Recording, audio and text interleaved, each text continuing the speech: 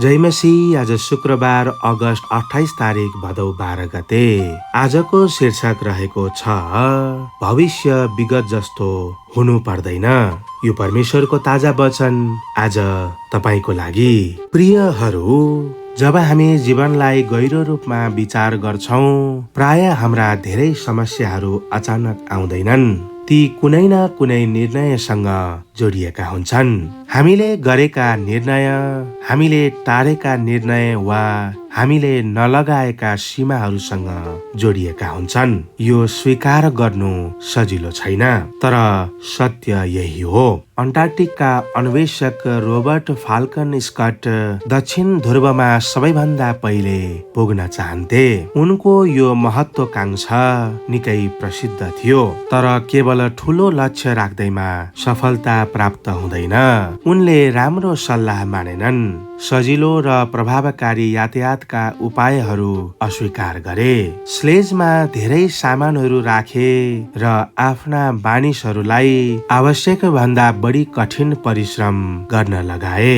उनीहरू दक्षिण ध्रुवमा पुगे, तर त्यहाँ पुग्दा नर्वेजियनहरू उनीहरू भन्दा पहिले नै पुगिसकेका रहेछन्।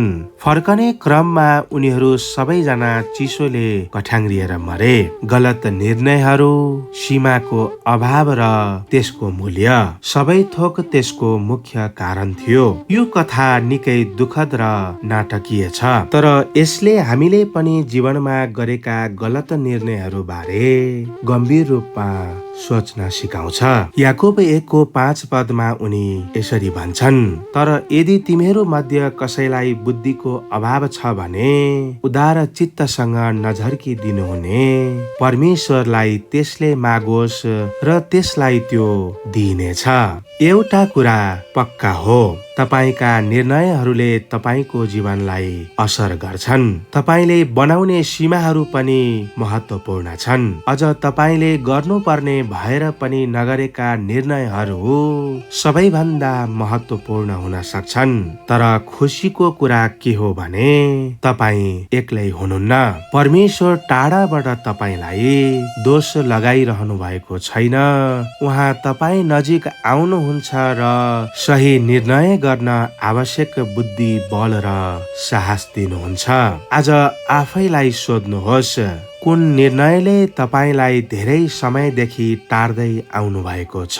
कुन सीमा तय गर्न तपाई डराइरहनु भएको छ?